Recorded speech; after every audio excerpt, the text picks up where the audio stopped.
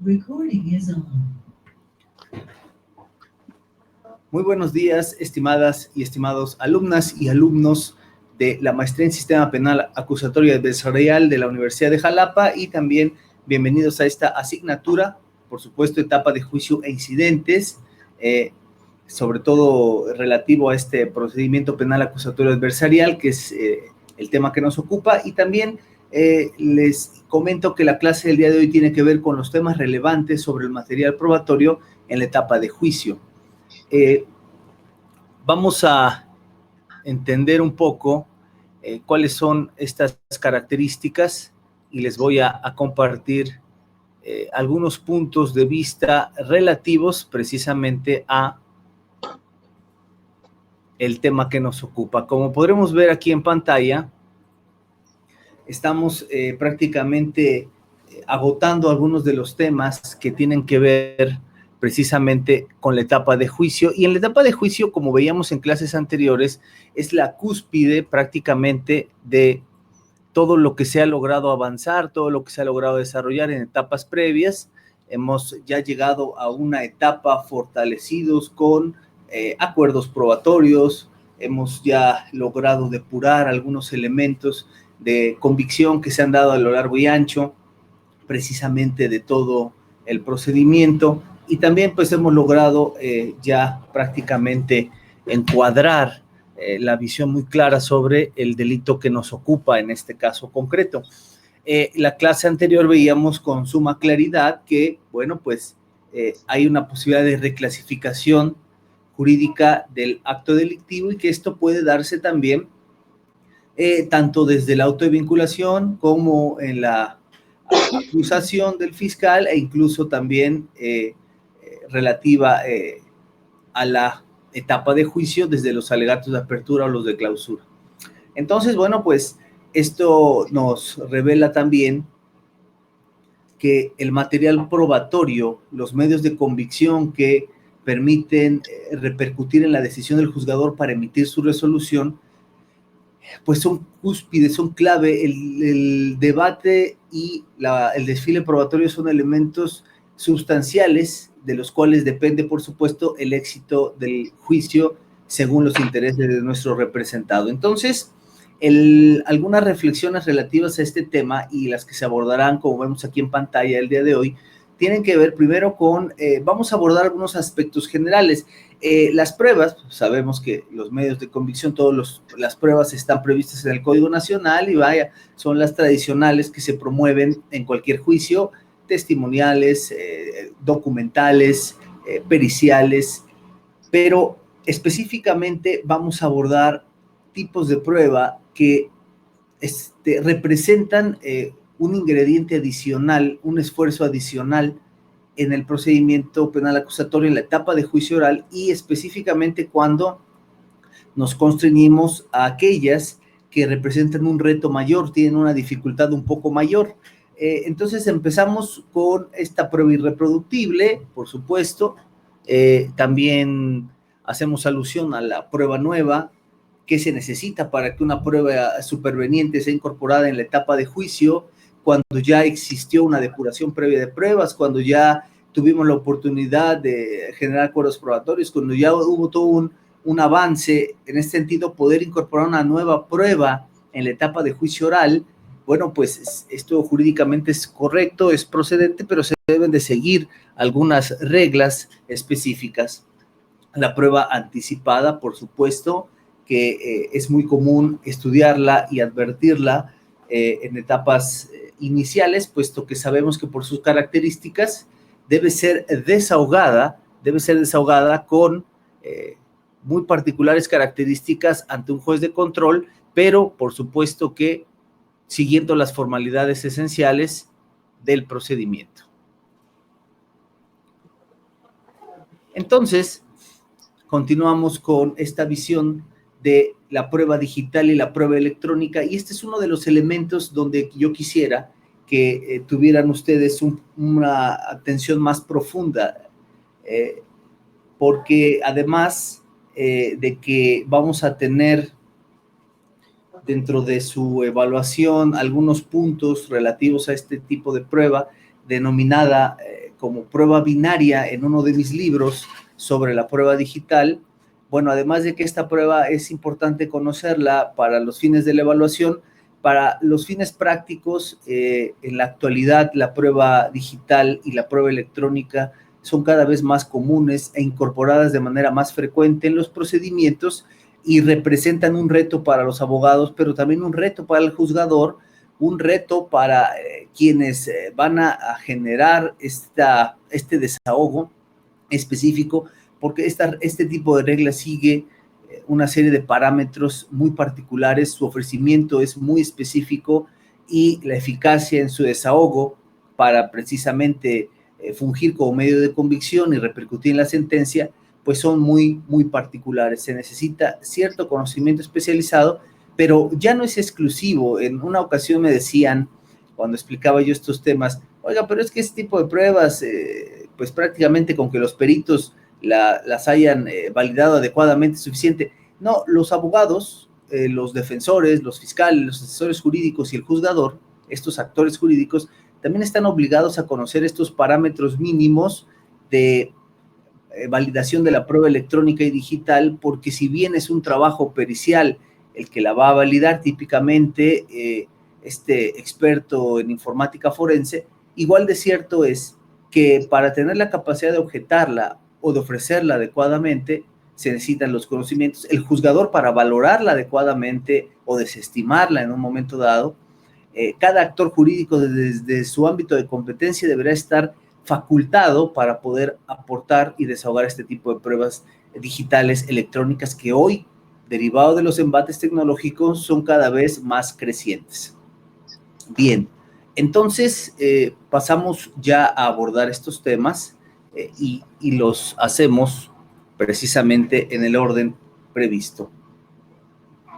La prueba irreproductible, tenemos aquí que el Código Nacional, como podemos ver en pantalla, el Código Nacional lo prevé en el artículo 274 y en realidad, si bien no se habla de una generalidad de la prueba irreproductible, sí nos constriñe específicamente al peritaje irreproducible. Este peritaje irreproducible no es otra cosa que cuando por la naturaleza de la prueba, la recabación de fluidos o cuando se almacenan producto de la cadena de custodia y después de hacer todo el protocolo correspondiente, el embalaje correspondiente y el almacenamiento oportuno, esta prueba genera alguna muestra de ADN, alguna mancha en ropa, alguna cuestión que por lo diminuto de la prueba o también por el escaso material que se encontró en el lugar de los hechos o en el lugar del hallazgo,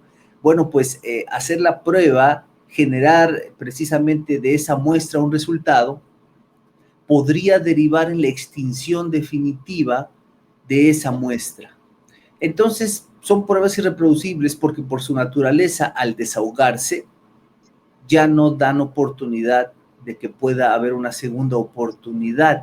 Por eso este tipo de pruebas irreproducibles son importantes tenerlas en cuenta, por ejemplo, cuando hay violaciones al debido proceso y este proceso puede derivar a su vez en una reposición, porque si hay pruebas irreproducibles y hay una reposición del procedimiento, deberán repetirse algunas actuaciones y dentro de la repetición de las actuaciones judiciales se encuentra, por ejemplo, nuevamente la realización de otra prueba por haber vicios en las anteriores o por haberse desestimado alguna circunstancia relativa a la pericial o al perito, bueno, pues esta prueba prácticamente quedaría extinta y en muchos de los casos es la prueba cúspide para poder acreditar la probable responsabilidad y en este sentido ya se extingue toda posibilidad de éxito en ese juicio. Entonces, es muy importante tener en cuenta este tipo de pruebas cuando son por su naturaleza imposible de reproducirse nuevamente y, por tanto, cuidar que las formalidades esenciales del procedimiento se cumplan a cabalidad a efectos de no estar en riesgo de prácticamente perder acceso a esta prueba en etapas subsecuentes o en la etapa cúspide de juicio oral. Por lo que corresponde a la prueba nueva que vemos aquí en pantalla, esta prueba es más común o conocida de manera más frecuente en otros ámbitos y en el ámbito penal no está proscrita y tiene que ver con este carácter de superveniente y que va acompañada, por supuesto, bajo la óptica del principio de contradicción, de una prueba de refutación. O sea, yo me encuentro en la etapa de juicio oral, advierto la existencia de una prueba de la cual deben existir ciertas características para ser incorporada como prueba nueva o superveniente, y entonces le doy la oportunidad a la contraparte de que a su vez ofrezca una prueba de refutación respecto de esa prueba. Pero esta prueba nueva, esta prueba superveniente, debe de tener cuando menos dos características: que no haya sido posible conocer su existencia previamente y que a toda óptica no se logre desestimar que en todo momento yo carecía del conocimiento de su existencia. Y evidentemente la otra característica pues tiene que ver con que hasta el momento procesal oportuno, aún conociendo su existencia previamente por las características particulares de la prueba, no hubiera sido posible ofertarla en ningún otro momento procesal que no sea específicamente en el momento en que lo estoy haciendo. Si se dan esas características que yo desconocía su existencia o conociéndola no era posible ofertarla, sino hasta el momento procesal oportuno donde me encuentro, que en este caso estamos poniendo como, nos estamos situando en la etapa de juicio oral, bueno, si se dan esas características, podemos en todo momento ofertarla. No es válido ofertar este tipo de pruebas, bueno, es que no había tenido tiempo de tramitar una documental, pero su señoría aquí vengo a ofertarla, aunque sea destiempo, pues no adquiere el carácter de superveniente, tuviste toda la oportunidad de hacerlo y no lo hiciste, entonces, o incorporarla ahora ya es antijurídico. Entonces, continuando con este razonamiento, las pruebas supervenientes, estas pruebas nuevas que se pueden incorporar, tendrán en todo momento como finalidad fortalecer, ya sea en el caso del fiscal, el impulso del proceso, o en el caso de la defensa, pues desacreditar los hechos imputados, pero en todo momento como una característica novedosa de la cual no se tenía posibilidades de prever antes o previstas de incorporarla en ese momento. Y bueno, pues estamos hablando de hallazgos como de testigos de los cuales se desconocía su existencia, de alguna persona que pudiera haber grabado un video de forma anónima y secreta de lo que nadie desconocía y que prácticamente con ese video se desestima toda la argumentación de la fiscalía.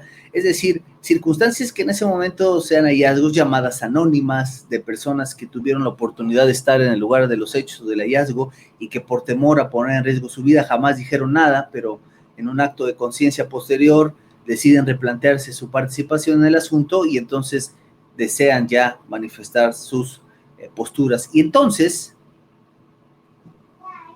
debe haber una oportunidad para el desahogo satisfactorio de estas pruebas, el ofrecimiento formal, jurídicamente hablando, y en consecuencia el oferente pondrá en conocimiento de los intervinientes en el juicio esta prueba nueva, y en oposición la contraparte podrá ofertar una prueba de refutación que típicamente se basa ya sea en desestimar la naturaleza de esa prueba o en oponerse a lo que se pretende acreditar con esa prueba.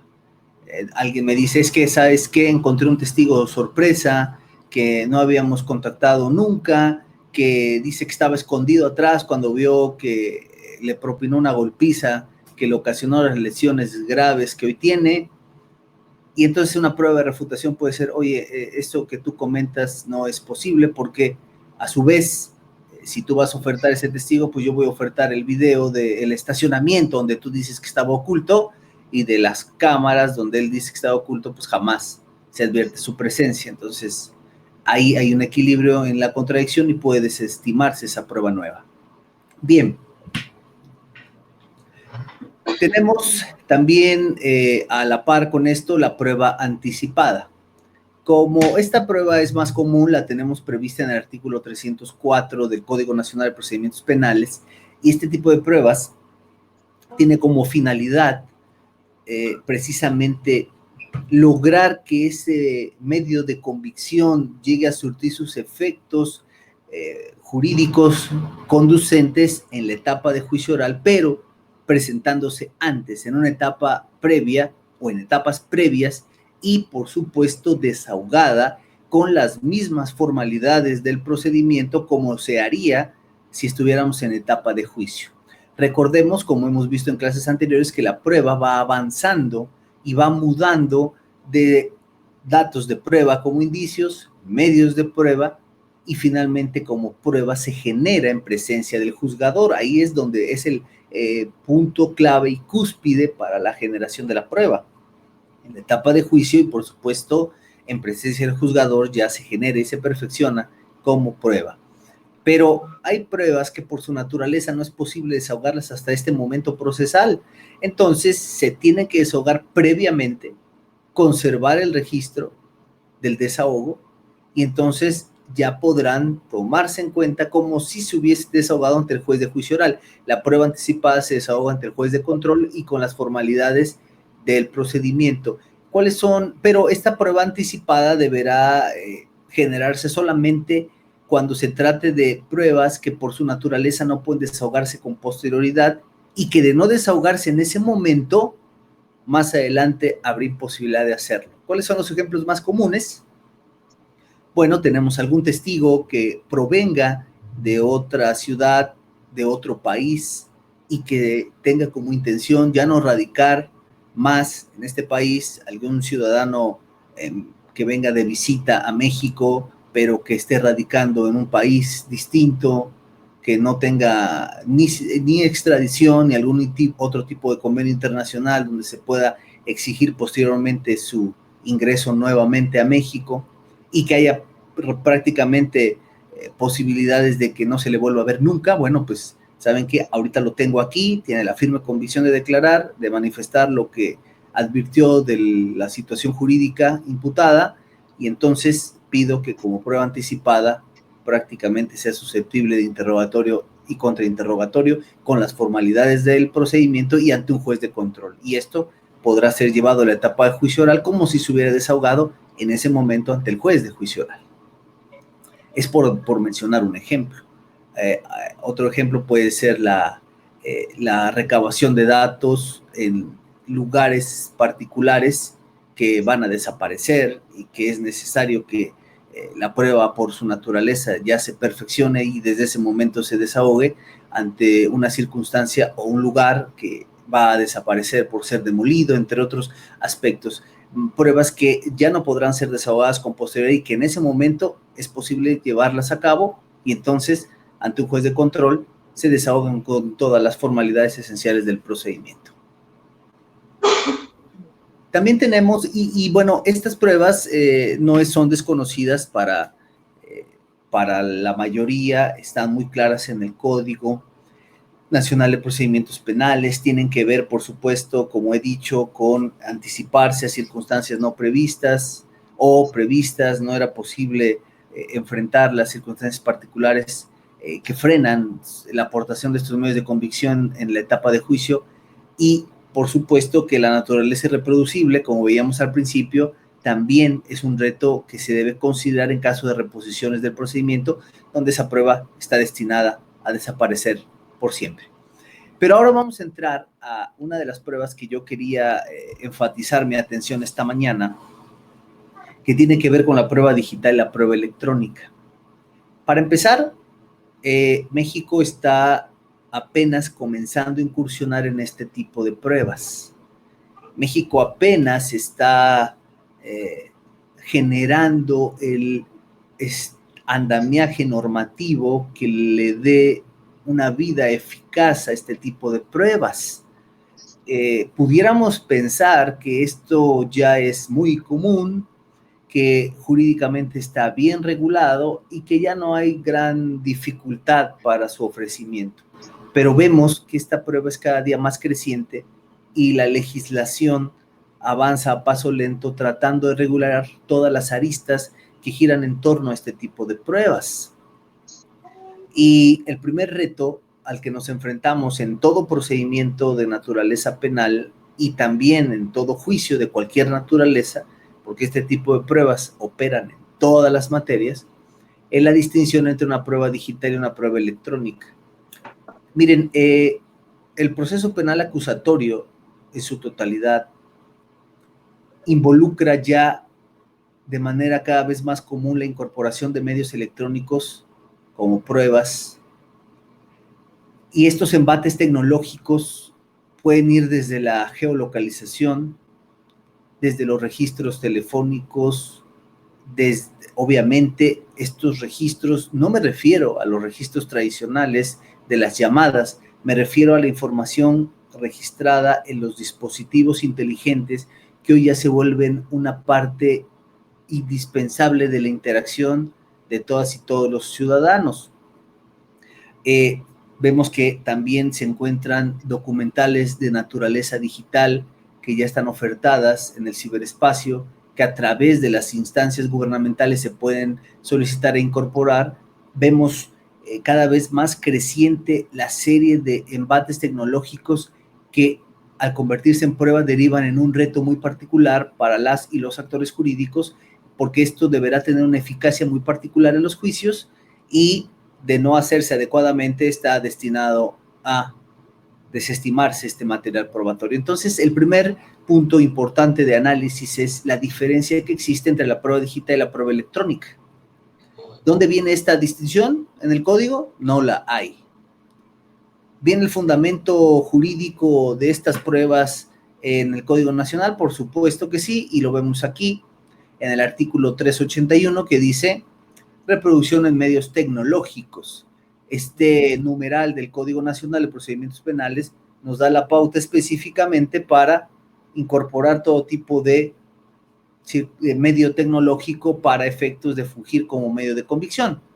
Pero, por supuesto que está el fundamento. Pero ahora, si nos preguntamos cuál es la diferencia entre una prueba digital y una prueba electrónica, no vendrá en el código.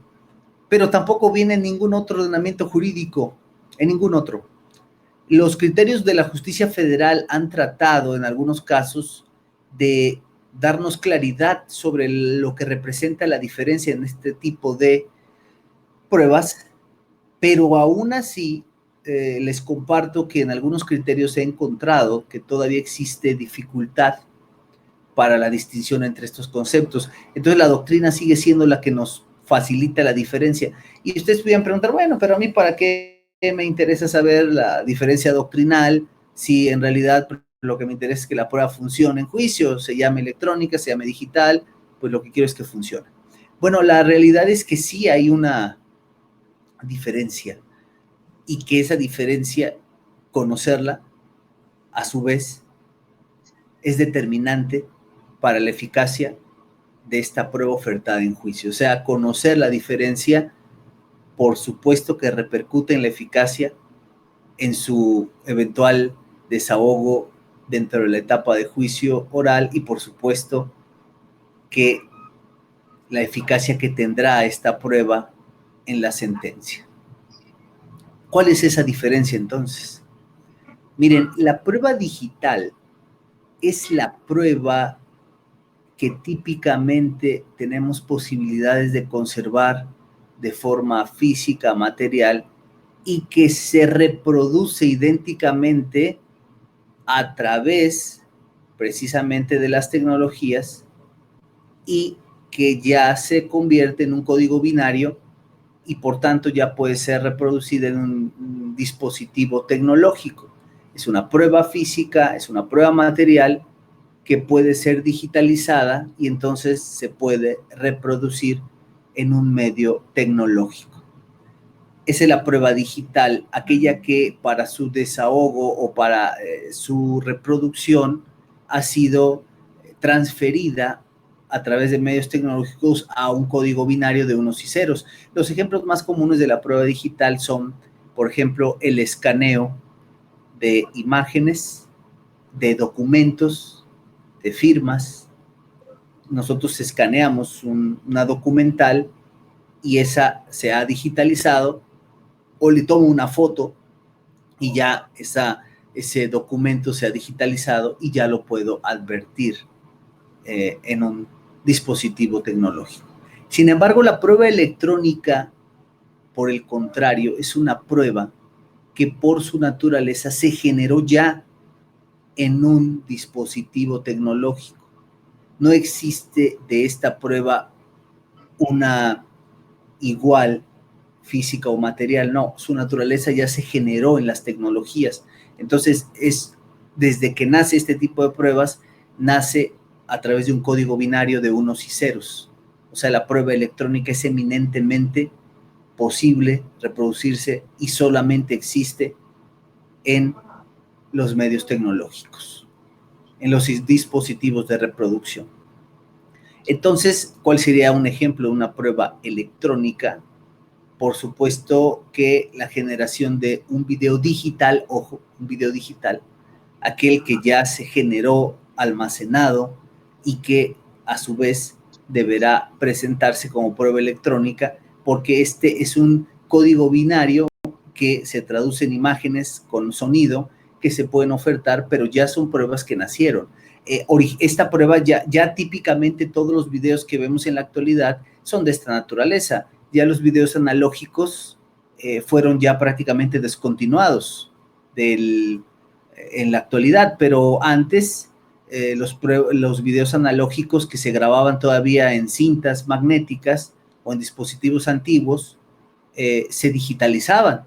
Entonces nacían reproducidos en una cinta magnética de manera analógica y después se videogrababan nuevamente en un dispositivo digital y entonces se digitalizaba esa prueba que había nacido como prueba analógica, pero en la actualidad ya no tenemos ese tipo de videos, ya esa tecnología es obsoleta y está extinta y ahora ya prácticamente los videos existentes en la actualidad son de naturaleza ya electrónica porque se gestan directamente en un dispositivo de almacenamiento y entonces se ofertan de esa manera. Entonces, yo les decía, ¿por qué es importante conocer la diferencia entre prueba digital y electrónica? Porque la manera de perfeccionarlas y la manera en que el perito podrá defender su validación ante el juez y obviamente desarrollar toda su metodología para poder validar que en efecto es jurídicamente procedente, depende de si es prueba digital o prueba electrónica. Ejemplo, yo tengo en mi poder un documento, pero es un documento que fue escaneado. En realidad yo tengo el archivo de ese documento escaneado que acredita una confesión, por decir algo. Una persona escribió en su diario una confesión de que cometió un acto delictivo y generó un PDF o tiene el archivo de Word y lo tiene en su computadora. Imagínense ustedes si esa confesión de un archivo que generó en la computadora le va a dar a imprimir y esa persona imprimió ese documento y nosotros presentamos la impresión, pues eso no sirve para nada en juicio. Yo deberé presentar el archivo confeccionado en una computadora desde su origen. Esa será en realidad la prueba. ¿Qué es prueba digital o prueba electrónica? Dependiendo de las características particulares, es que nosotros podríamos buscar el perfeccionamiento de esa prueba. Pero si nada más tengo la impresión que hizo el confesor con su firma digital, porque también hay una diferencia entre firma electrónica y firma digital, y el confesor guardó una impresión, y esa impresión yo la escaneo y la presento en juicio como prueba, pues es prueba digital, pero no tendrá alcance y valor jurídico alguno. Pero sin embargo, si presento el archivo donde el confesor la estructuró directamente del ordenador y logro acreditar que ese ordenador le pertenecía, bueno, pues es prueba electrónica, es diferente. Su ofrecimiento es diferente porque ya no voy a desestimar si fue alterada o no, voy a desestimar el ordenador que la alberga y si en realidad fue posesión del usuario, del confesor. Entonces, por eso es muy importante entender la diferencia, porque dependiendo de la diferencia entre si es prueba digital o prueba electrónica, es que nosotros podremos visualizar el ofrecimiento.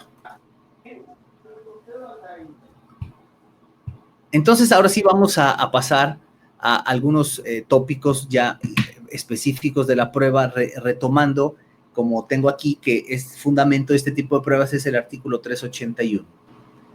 Aquí vamos a empezar ya con los retos que les representarán a ustedes en juicio algunas pruebas digitales y electrónicas. Pero antes de continuar, quiero saludarlas y saludarlos a todos nuevamente.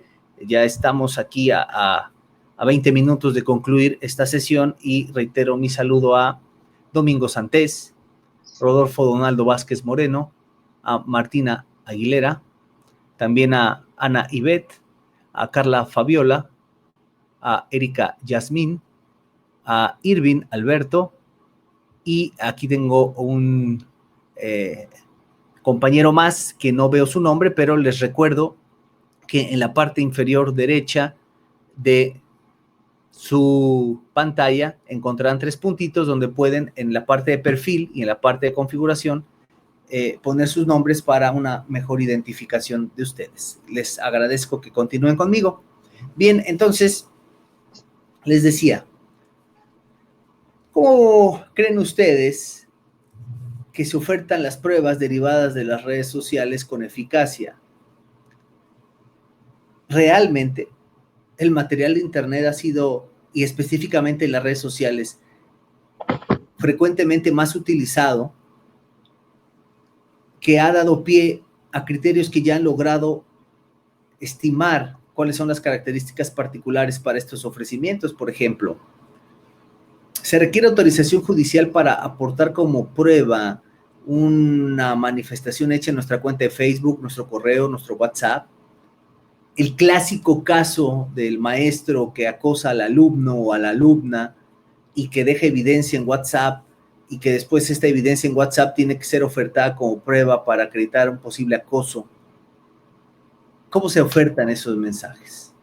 Llegamos y le decimos al fiscal, aquí está mi celular y sáquenle la información y regrésenme el teléfono. ¿Queda resguardo el teléfono? ¿Sirve de algo el teléfono? ¿O en realidad debemos irnos a la fuente de almacenamiento que tiene WhatsApp de los mensajes?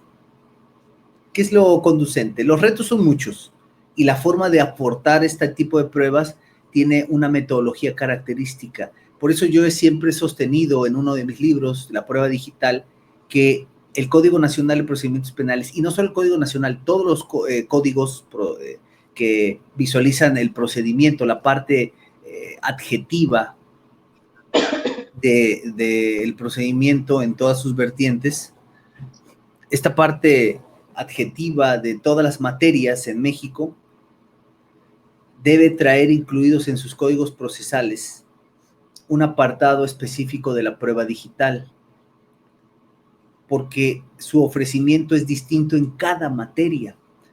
No solamente son factores comunes, sí hay factores comunes, como lo hay de la prueba testimonial en todas las materias, como lo de la prueba pericial en todas las materias, pero también hay factores específicos por materia. Entonces, la prueba digital debe ser un apartado especial. Ahora, ¿qué va a pasar, por ejemplo, si alguien en Facebook sube una publicación haciendo alarde de la comisión de un acto delictivo? Oh, sí, yo golpeé a este fulano porque realmente andaba con mi novia y lo escarmenté dándole una tremenda golpiza y ahora me denunció, pero pues no me van a hacer nada y me burlo y hasta subo fotos de él golpeado haciendo alarde de este acto delictivo. Esa es una forma de confesión que evidentemente como tal no sirve porque todas las manifestaciones hechas ante autoridad distinta a la jurisdiccional o a la de investigación no tendrá efectos jurídicos algunos. Yo puedo decir misa en Facebook.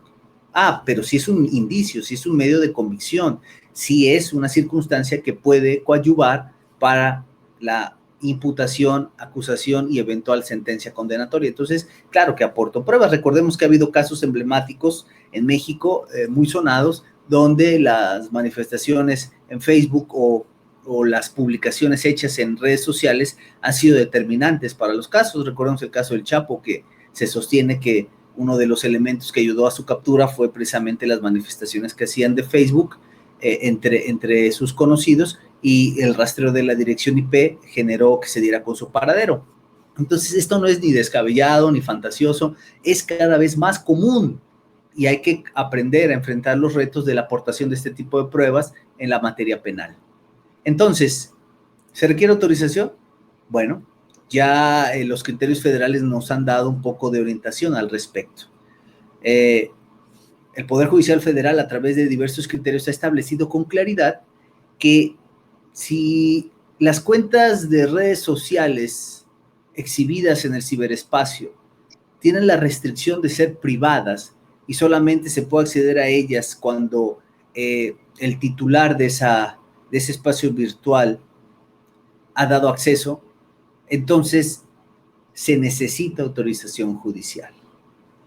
Pero si el perfil en estas redes sociales es público y cualquiera puede acceder, ya no se necesita autorización judicial y por tanto se pueden generar las capturas de pantallas, los códigos fuentes, la recopilación de la dirección IP y todo el material necesario para poder acreditar la procedencia de ese mensaje y su almacenamiento en el ciberespacio. Obviamente que para este tipo de cuestiones más profundas que ya involucran a los servidores, por supuesto, que ya involucran a los servidores, que ya involucran a los proveedores de servicios tecnológicos, a las empresas que proveen los espectros de comunicación digital, bueno, esto ya involucra ciertos oficios para autorizaciones previas, pero específicamente hablando de el material contenido en una red social, si es público, no se necesita autorización. Si es privado, indudablemente sí, porque de lo contrario se consideraría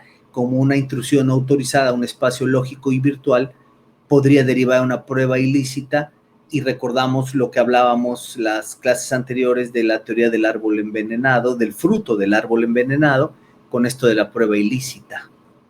Entonces, para evitar ese riesgo, fíjense que por eso es muy importante que sepamos estos medios tecnológicos como pruebas, la diferencia entre digital y electrónica y los ofrecimientos correspondientes, porque de lo contrario puede derivar en actos ilícitos y pruebas ilícitas ser desestimadas plenamente. Y en presencia del juzgador, ¿cómo se desahoga? Esto es muy interesante, porque aquí es donde pasamos ya a la siguiente reflexión. Bueno, antes de pasar a esa reflexión, me quedo con la parte de la justicia federal que nos daba claridad sobre eso, y yo les quiero preguntar a todas y a todos en pantalla y a todas y todos los cibernautas que van a ver esta conferencia y esta clase virtual. Yo les preguntaría, ¿son de ustedes esas cuentas de Facebook? ¿Son de ustedes esas cuentas albergadas en el ciberespacio? ¿Ustedes tienen la propiedad de ellas? Por ejemplo, si alguno de ustedes tiene su cuenta de Face y yo entro a ella porque tengan el perfil público o me mandaron solicitud de amistad y puedo ver sus fotos, todo ese espacio virtual y todo ese material que ustedes albergan en el ciberespacio, desde una perspectiva jurídica, ¿podríamos razonar que les pertenece a ustedes jurídicamente hablando? ¿Cómo puedo decir que algo me pertenece jurídicamente hablando? Tenemos las figuras civiles comunes de la propiedad y la posesión. La propiedad y la posesión son lo que jurídicamente nos permiten acreditar que nosotros tenemos derechos respecto de un bien. Entonces, ¿por qué es importante acreditar propiedad o posesión en el ámbito jurídico? Porque de ahí podemos nosotros acreditar una probable responsabilidad. Ejemplos: una persona que conduce un vehículo automotor y ocasiona un accidente de tránsito terrestre, y en ese accidente lesiona gravemente a una persona. Y este conductor, pues, con el temor de que pudiera tener responsabilidad jurídica, o más bien va a tener responsabilidad jurídica, se sustrae de la acción de la justicia, como comúnmente se dice, se da a la fuga. Cuando la autoridad llega los servicios médicos llegan para atender al lesionado, cuando la autoridad correspondiente llega al lugar para resguardar todo lo conducente, lo primero que harán será el resguardo de esa unidad y se remitirá al espacio de almacenamiento correspondiente. Y obviamente que la primera diligencia obligada es conocer a nombre de quién se encuentra ese vehículo. ¿Por qué? Porque con independencia de quién viniera manejando, típicamente la responsabilidad se fincará inicialmente al propietario del vehículo, quien tenga registrado a su nombre ese vehículo, quien tenga la propiedad de ese vehículo. Entonces, hay una persona lesionada, el conductor de un vehículo fue el que ocasionó esas lesiones, se sustrajo de la acción de la justicia y la autoridad buscará, por supuesto, quién es el propietario de ese vehículo y a él será al que inicialmente se le investigará. Cuando se le mande a llamar, él podrá decir, oigan, es que yo no venía conduciendo, sí, efectivamente está mi nombre, yo soy el propietario del vehículo, pero no lo manejo yo, lo maneja mi sobrino. Bueno, vamos a pensar que lo maneja un amigo, porque típicamente si es el sobrino, pues no pretendes ya desde ese momento encauzarlo a que sea el probable responsable, pero bueno, lo venía manejando un amigo, no tan amigo, se lo presté y pues quiero pensar que él es el que generó ese accidente. Y entonces, si se acredita que en realidad el propietario de la unidad no venía manejando en ese momento, los esfuerzos de investigación se encauzarán a otro sospechoso. Y ese otro sospechoso será entonces el que en ese momento no tenía la propiedad, pero tenía la posesión del bien. ¿Cuál es la posesión según la visión jurídica? ¿Cuáles son los elementos de la posesión? El corpus y el animus, o sea, el objeto poseído y el ánimo de poseerlo. Porque es muy importante la distinción entre posesión y propiedad en el ámbito penal, porque de eso depende también el alcance jurídico de la responsabilidad. En este caso, el vehículo automotor, estamos hablando de que quien tiene la propiedad no necesariamente es el responsable, pero sí el que tenía la posesión del vehículo en ese momento y sobre él se podrá fincar la responsabilidad porque se presumirá que él venía manejando y ya después se logrará acreditar de manera contundente con otras pruebas. Pero esto de la posesión y propiedad es importante, por ejemplo, en el caso de los despojos. Yo tengo mi departamento, yo soy propietario de mi departamento, pero se lo estoy rentando a alguien más. Y ese alguien más tiene la posesión. Y si yo, como ya no me pagan la renta, voy y derribo la puerta y me meto y lo saco, en realidad estoy cometiendo despojo. Porque aunque yo tengo la propiedad del inmueble, quienes tenían la posesión eran ellos. Entonces, entenderla y el que comete el delito soy yo, entonces, de despojo, aunque soy el propietario. Entonces, por supuesto que es importante conocer esto de propiedad y posesión en el ámbito penal para precisamente fincar responsabilidad. Bueno, ¿cómo aplica esto en la prueba digital? Bueno, es evidente que ocurre algo similar. Si yo veo una cuenta de Facebook con la foto de alguien donde se hace alarde de la comisión de un acto delictivo y esa cuenta es pública, ya dicen los criterios federales, podrá aportarse de manera común, sin necesidad de orden, porque está puesta al público. Pero ahora yo pregunto, ¿cómo me acreditas que esa cuenta le pertenece al probable responsable? Bueno, tendríamos que seguir las reglas de la propiedad y la posesión. Entonces regresamos a la pregunta original. ¿De quiénes son esas cuentas en realidad? ¿Son de ustedes? ¿Yo tengo un papel que me acredite como propietario de esa cuenta de Facebook? Por supuesto que no. El titular de Facebook es Mark Zuckerberg, él es el titular, y cuando tú te creas una cuenta, en los términos y condiciones te dicen claramente que tú estás cediendo parte de los derechos de lo que tú subes en ese espacio virtual. Entonces todavía encontramos una dificultad para acreditar ese nexo causal en juicio respecto de las pruebas digitales. Entonces, el desahogo es muy particular, porque no se desahoga una captura de pantalla. Mira, escribió que cometió un delito, pues tómale una foto o una captura de pantalla y esa llévala a juicio. Eso no serviría absolutamente de nada en juicio. Tendría que ofertarse a través de una pericial y en esa pericial acreditarse que se detectó el código fuente, la dirección IP, que se valida la existencia de ese perfil y que su contenido está perfectamente bien representado para que sea susceptible de asimilarse por el juzgador. Pero entonces también llega otro reto, aquí atendiendo a la pregunta de cómo se desahogaría. Acredítame el nexo causal. Eso es muy importante, porque puede haber una cuenta, puede haber un contenido incriminatorio que cuando menos serviría como indicio o como medio de convicción ya en etapa de juicio oral, y ahora acredítame que eso es mío, el nexo causal específico entre el probable responsable y esas circunstancias materiales que pudieran ser susceptibles de convertirse en un hecho delictivo o coadyuvar como medio de convicción para acreditar la responsabilidad de ese hecho delictivo. Entonces ahí es donde todavía tenemos una gran dificultad en la actualidad, porque no es posible, todavía ni siquiera se reconoce lo que hay en el ciberespacio como susceptible de propiedad y posesión. Fíjense nada más cómo estamos de atrasados con relación a otros países. Por ejemplo, si yo tengo aquí un teléfono celular en la mano y ese teléfono celular tiene información adentro y a mí me desapoderan, me roban ese objeto, cuando yo vaya a denunciar el robo, voy a denunciar el robo del dispositivo inteligente, del celular. Y si yo me atrevo a decirle al fiscal en ese momento, oiga, pero también me robaron, pues obviamente al robarse el dispositivo, se robaron todos los archivos que tenían adentro. Es robo, pero también es robo electrónico. Me van a decir, mire, eso no. Le vamos a iniciar la carpeta por robo del celular, pero ya lo demás, pues esos son delitos informáticos que habrá que ver si proceden, pero por el momento es el desapoderamiento del celular. Oye, pero también me estás desapoderando de archivos que yo generé, que yo creé, que yo confeccioné y de los cuales tengo la propiedad.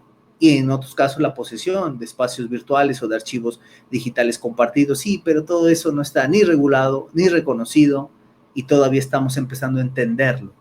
Entonces realmente todavía hay dificultades para la comprensión de este tipo de embates tecnológicos respecto de la naturaleza jurídica y por supuesto que su ofrecimiento en juicio, si no se hace de manera muy puntual, corre el riesgo de desestimarse en las etapas procesales que correspondan. Entonces, vamos a entender ahora ya cómo se acredita ese nexo causal que vengo refiriendo, a través de algunas preguntas que voy a contestar rápidamente. ¿Las cuentas digitales y correos electrónicos pertenecen al usuario jurídicamente hablando? Bueno, ya lo hemos dicho.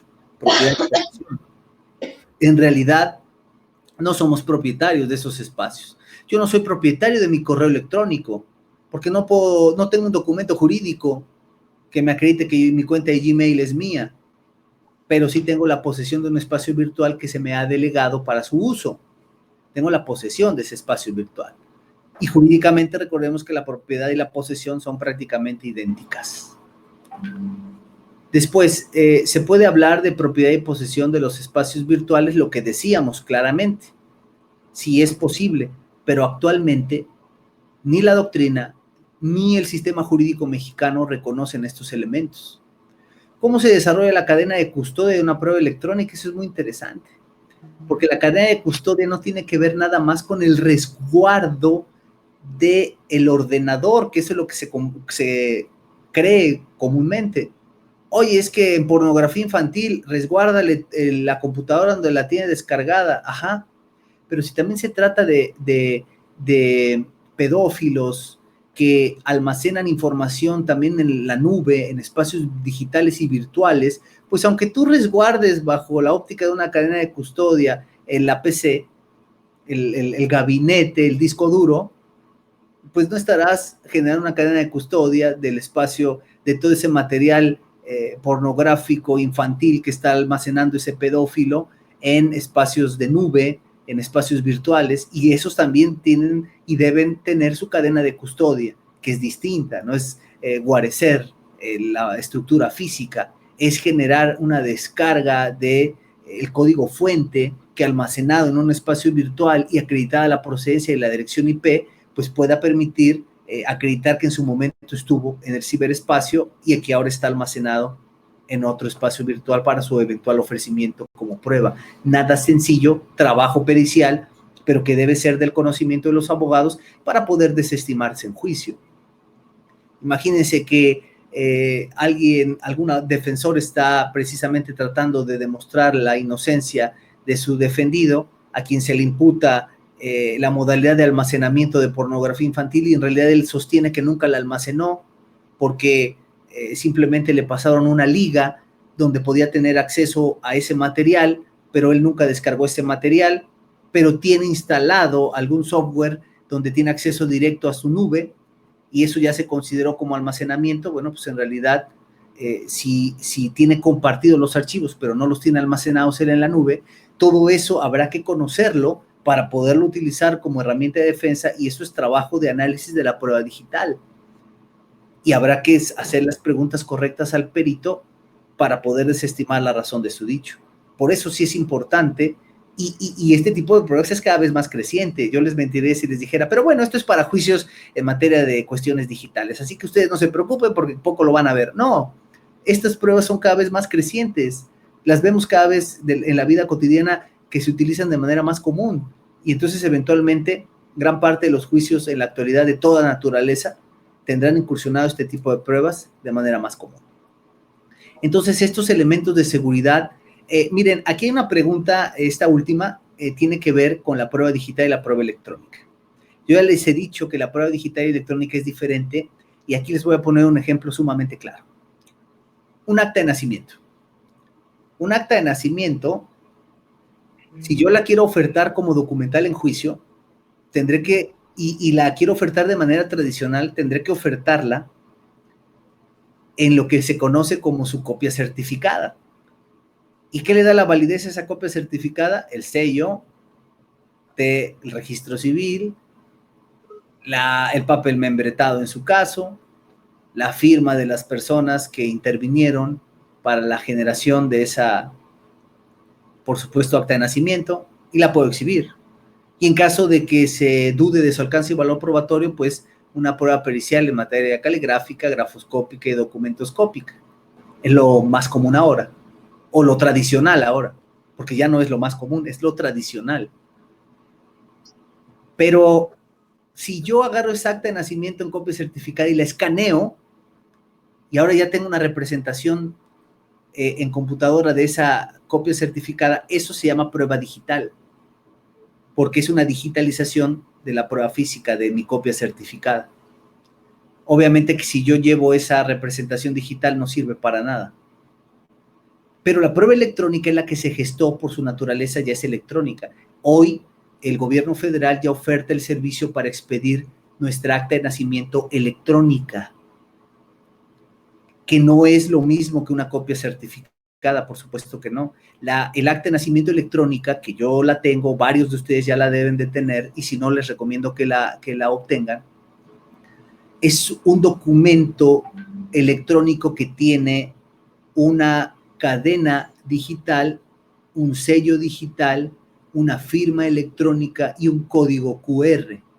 Esos 4 elementos son los que le dan vida al documento electrónico, y que deberá ofertarse con la validación de esos 4 elementos de seguridad para entonces estimar que en realidad es auténtica esa prueba.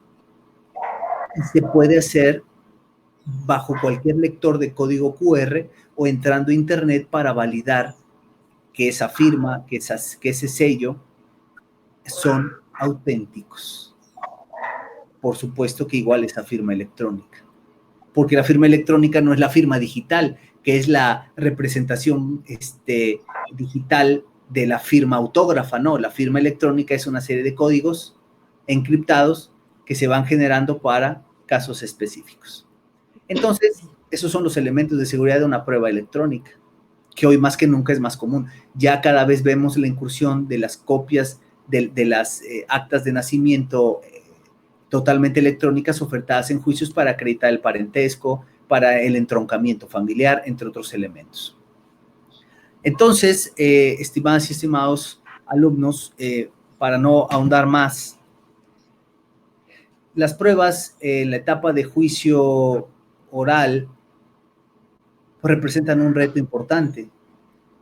La prueba en sí inicia como dato de prueba, con una serie de indicios en la etapa de investigación, muda a medios de prueba conforme avanzan las etapas procedimentales y ya una vez en la audiencia de juicio oral se convierte en prueba.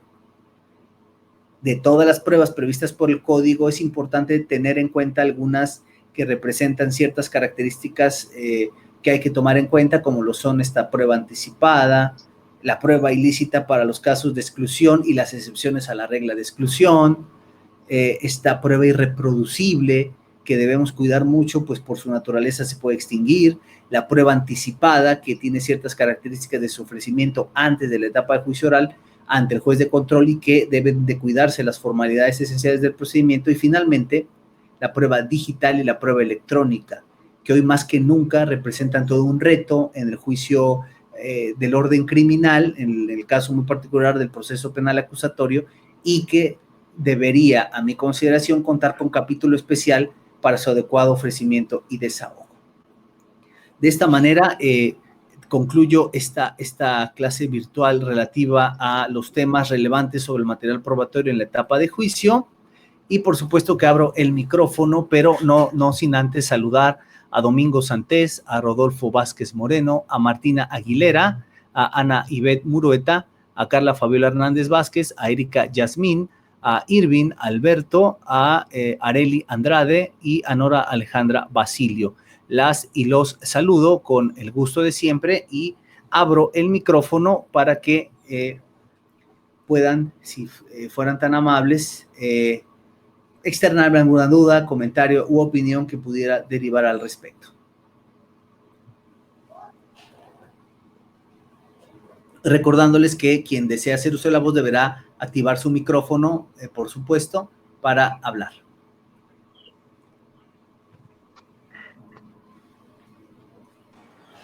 Doctor, por favor, adelante. ¿Nos podría hablar un poco, porque yo sé que usted tiene mucha sapiencia en el tema de las pruebas digitales, los temas digitales? ¿Qué son los bienes del ciberespacio? Muy bien, muchas gracias. Le agradecemos la pregunta a su compañero Rodolfo Donaldo Vázquez Moreno. Efectivamente, la clasificación de bienes es una clasificación jurídica que está prevista en el aparato normativo vigente, y tenemos bienes vacantes, bienes mostrencos, bienes muebles, bienes inmuebles, y toda la clasificación jurídica que ya conocemos. Respecto de los bienes, podemos ejercer una propiedad y una posesión.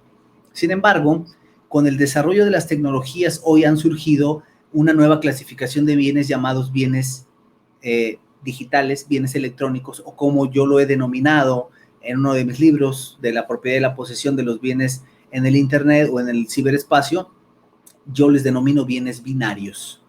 Pero bueno, con independencia del nombre que se les dé, son los bienes que pueden ser parte de nuestro patrimonio, pero que son existentes únicamente a través de medios digitales o electrónicos. Entonces, los bienes binarios, estos bienes electrónicos, es una nueva clasificación que, ojo, está entrando apenas con calzador en el aparato jurídico mexicano. O sea, apenas se están reconociendo este tipo de circunstancias. Apenas la Corte, en algunos años recientes, se pronunció sobre que para poder acceder a un correo electrónico y obtener información se debería contar con una orden judicial. De lo contrario, se convertía en prueba ilícita. Porque ya se empezó a considerar por primera vez al ciberespacio, estos espacios de almacenamiento digital, como objeto de nuestra posesión. Entonces ya se empieza a reconocer todo este espectro virtual como parte de nuestro patrimonio. Ya empezamos a entender que los archivos digitales, que los espacios virtuales y que todos estos elementos almacenados en el ciberespacio de naturaleza electrónica y que usamos de manera cotidiana son parte de nuestro patrimonio, y por tanto se empieza a reconocer esta nueva clasificación de bienes denominada bienes digitales.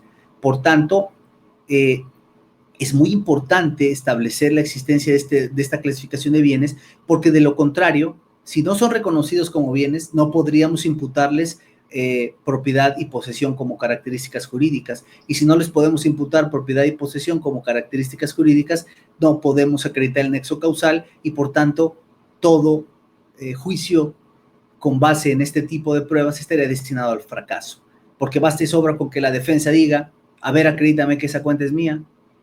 Bueno, es que es tuya porque tiene tu foto y tú la usas diario. Ajá, y eso no la vuelve mía.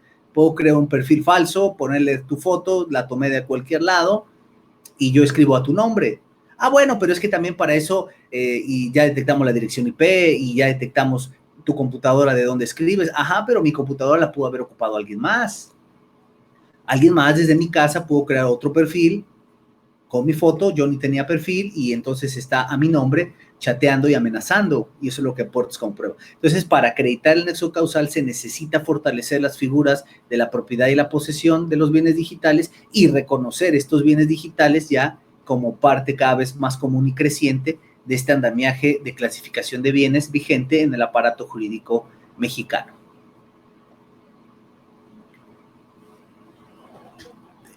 Le agradecemos a Rodolfo por su pregunta.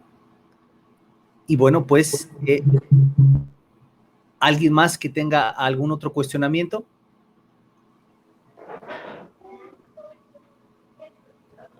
¿Alguna participación?